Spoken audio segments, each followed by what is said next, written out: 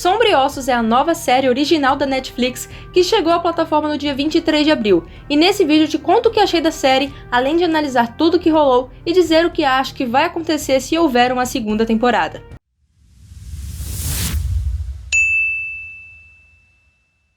E se você gosta de acompanhar análises e de ficar sabendo curiosidades e novidades sobre filmes e séries, já se inscreve aqui no canal e ativa o sininho para você ficar por dentro de tudo do mundo do entretenimento. E antes de mais nada, já deixa seu like nesse vídeo e bora falar sobre Sombriossos.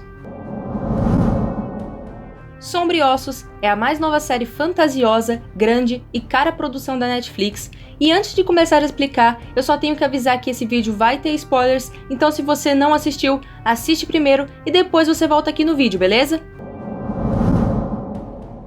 O enredo da série foi baseado na trilogia de livros Sombriossos da escritora Leigh Bardugo e também dos livros Six of Crows da mesma escritora, que se passa no mesmo universo dos livros de Sombriossos. Inclusive esse universo é chamado de Grishaverse.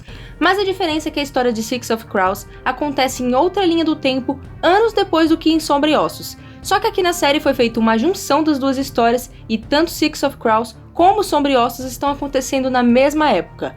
E pra quem não sabe, os personagens de Six of Crows que agora foram introduzidos na série são justamente o Cas Brecker, a Ened e o Jasper. Eu só quero avisar que eu não li os livros e não conhecia nada sobre esse universo, então tudo que entendi foi baseado no que está na série, e isso é até bom, porque dá pra ter uma noção melhor se a série foi feita de uma maneira que dá pra todos entenderem, tanto quem já leu os livros como quem não leu. E exatamente por isso, se você já conhecia esse universo, fala aqui nos comentários pra mim se você gostou da série, achou bem explicada ou se acha que quem não conhecia esse universo pode ter ficado um pouco perdido. A série nos apresenta a protagonista Alina Starkov, que é interpretada pela atriz Jessie Mei Lee. A Alina é órfã e é meio Shu, que é a terminologia para quem tem descendência chinesa. E essa é uma questão muito bem abordada na série, porque a personagem passa por muito preconceito por ter essa origem. Então desde pequena ela foi aprendendo a lidar com pessoas que maltratavam ela por esse motivo. A Alina vive no país de Ravnica, que é um país que foi dividido ao meio por uma barreira que se chama Dobra. E dentro da Dobra existem várias criaturas que são chamadas de Volcras, que matam qualquer pessoa que tente atravessar essa barreira. E nesse universo da história, existem pessoas que se diferem porque elas são capazes de invocar e controlar variados tipos de matérias ou elementos, como fogo, vento e etc. E essas pessoas são chamadas de Grishas, e o que acontece é que em um determinado dia, a Alina acaba descobrindo que ela não é uma simples cartógrafa do exército, e sim uma conjuradora do sol, que é uma Grisha extremamente rara, conhecida como uma lenda, um mito, que viria para salvar a todos ao conseguir destruir a Dobra com o seu poder. E quando ela descobre esse poder, tudo na vida dela muda, já que ela é levada para longe de todos que ela conhece para ser treinada e fazer parte do exército dos Grishas, já que eles são os soldados de elite desse universo. E então nós acompanhamos essa jornada dela, ao ir se descobrindo, e também há muitos outros segredos envolvendo a Dobra, a pessoa que a criou, que é conhecido como Herege Negro, e outras coisas envolvendo tudo daquele universo também. Apesar da Alina ser a protagonista da história, existem mais dois arcos de personagem que a gente acompanha na série. Tem o arco dos Corvos, que como eu disse antes são o Cas, a Ened e o Jasper, e também temos o arco da Nina e do Matias.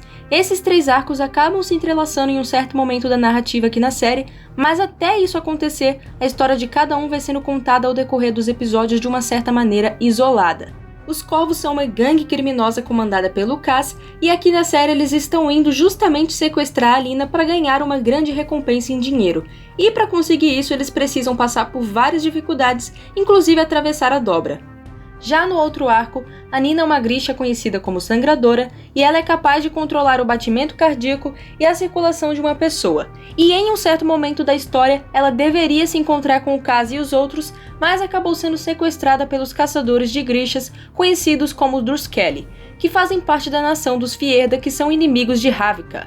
E então, depois de alguns incidentes no caminho até onde ela estava sendo levada, ela acaba ficando apenas com um dos caçadores, o Matias.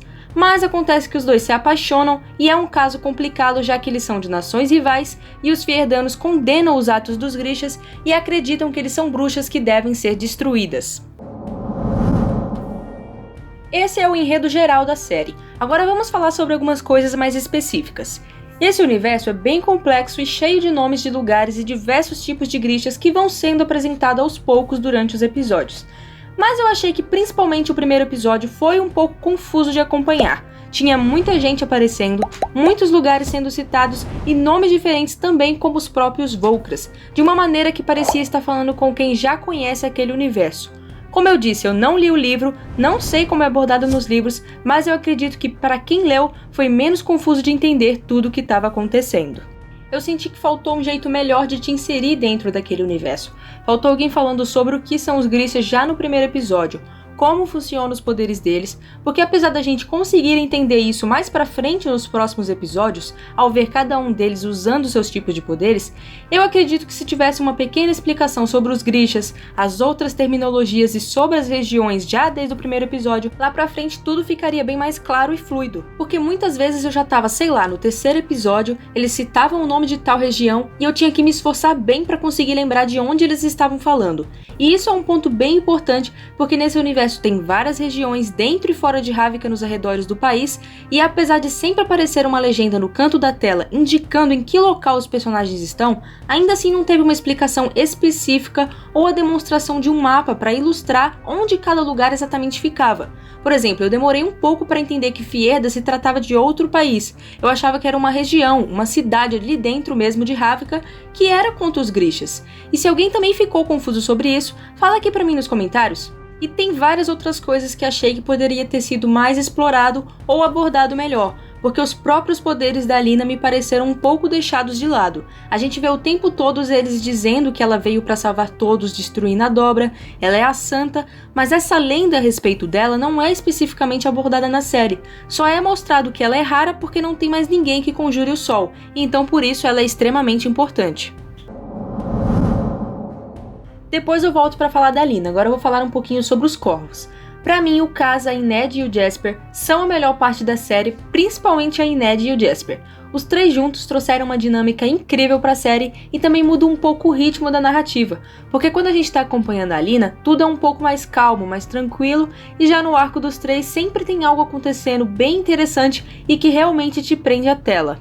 E eu acho que esse arco foi tão bem montado que chegou a dar um certo conflito para quem tá assistindo. Eu digo isso porque a missão dos Corvos é sequestrar a Alina, que é a principal, e apesar disso, muitas vezes eu me via torcendo para eles conseguirem fazer tudo para chegar ao destino deles. E aí eu me lembrava que não podia ser assim, porque a Alina é a principal e ela realmente precisa treinar para destruir a Dobra e não ser levada em troca de dinheiro. Então são os personagens que você realmente se apega e se identifica, e eu gostei muito das características de cada um. O Kaz é extremamente atento a detalhes e parece sempre ter a malícia de pensar em algo para conseguir alcançar seus objetivos. A Ined já é praticamente o oposto dele, porque é extremamente habilidosa, acredita em mitos e lendas e ela tem uma grande fé na lenda da Conjuradora do Sol, o que acabou trazendo já lá pro final da série a diferença de interesses entre eles, porque o Kaz é totalmente cético e acha que tudo não passa de truques de mágica. E o Jasper é extremamente habilidoso com suas armas e também é aquele personagem mais cômico e brincalhão que tá sempre acompanhando o Kaz, sem nem pensar duas vezes. Dá pra ver bem que ele respeita as ideias do Kaz e que de certa forma depende dele também, porque ele sempre espera pelas decisões dele. Mas apesar das diferenças entre os três, eles são um grupo muito unidos e fica nítido como um se importa com o outro. Duas cenas que demonstram isso perfeitamente é quando o Kaz dá a escritura do clube dele pra Ellen pra libertar a Ined e quando a Ined acaba matando aquele Grisha pra salvar o Kaz, apesar dela ser totalmente contra assassinar pessoas. E eu realmente gostei muito desses personagens e queria saber mais sobre eles. Principalmente a Ined, que parece ter um passado muito perturbado, mas a série aborda muito pouco e só cita por cima alguns detalhes.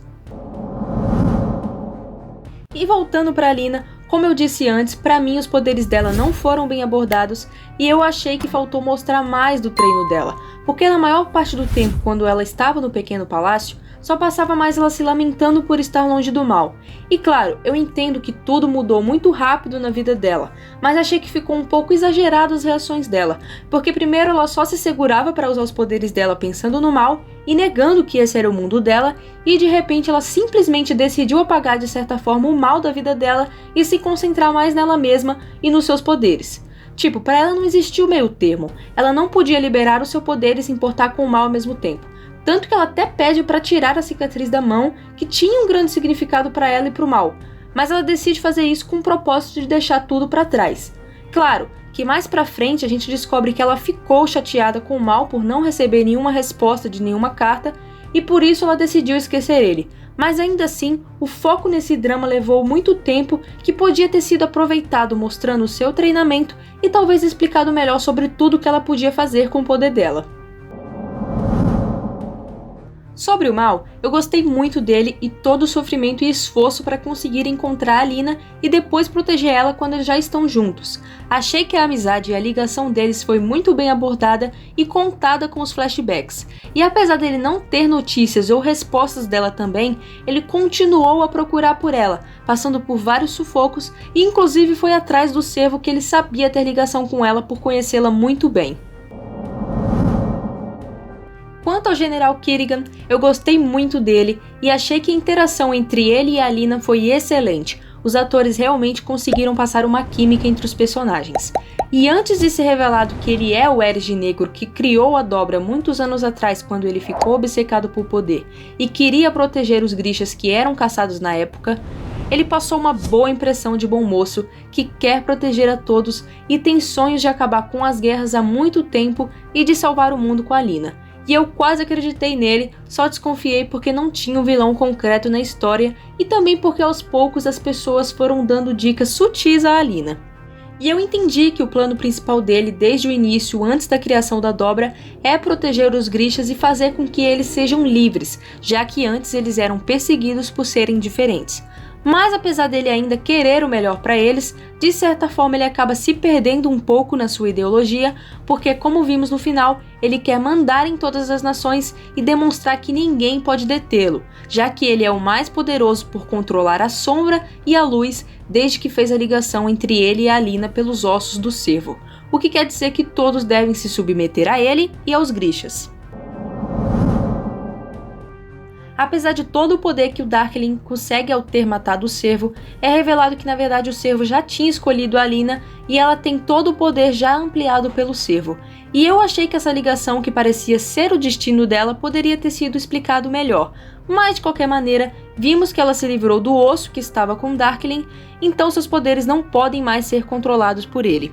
E já que ele foi arrastado pelos Volcras, mas conseguiu sair ainda da Dobra e com novas criaturas feitas de sombras, provavelmente se tiver uma segunda temporada, que tenho quase certeza que vai ter, o Darkling vai estar ainda mais perigoso e poderoso, já que não depende só das criaturas dentro da Dobra e com certeza irá atrás da Alina, porque ela é a maior ameaça para ele. E se ninguém viu que ele causou o aumento da Dobra, ele tem uma vantagem ainda maior e pode manipular a todos colocando a culpa na Alina. E quanto a Alina, provavelmente vai ficar fugindo e se escondendo com o Mal enquanto se prepara para conseguir destruir a Dobra. E eu acredito que no caminho ela vai precisar de apoio e ajuda de muitas pessoas e vai acabar se cruzando novamente com os Corvos que vão se juntar a ela não por serem amigos, mas por terem interesses em comum. E como vimos no final do episódio, os Corvos vão se aliar a Nina, já que precisam de uma sangradora e ela precisa de ajuda para salvar o Matias. E falando na Nina e no Matias, de tudo da série, eu acho que o arco deles foi o que menos se encaixou na história e poderiam ter sido introduzidos somente na segunda temporada ou até mesmo só apresentado eles ali no último episódio na cena do barco e então na segunda temporada e mostrando o que aconteceu com eles para estarem naquela situação. Porque eu fiquei a maior parte do tempo esperando a importância deles ali na narrativa e não teve. Praticamente foi uma história isolada e um tempo que poderia ter sido usado para abordar outros tópicos daquele universo. E apesar da série ter alguns pontos confusos, como eu citei antes, no geral ela é uma ótima série com excelentes personagens, incríveis efeitos visuais, figurinos e cenários magníficos, e eu realmente espero que tenha mais temporadas, porque todo esse universo parece ser muito promissor, interessante e com muito a se explorar. Agora me conta o que vocês acharam da série e se concordam ou discordam comigo, e também já deixa seu like se você gostou desse vídeo e se inscreve no canal para acompanhar mais vídeos sobre filmes e séries. Muito obrigada e até mais!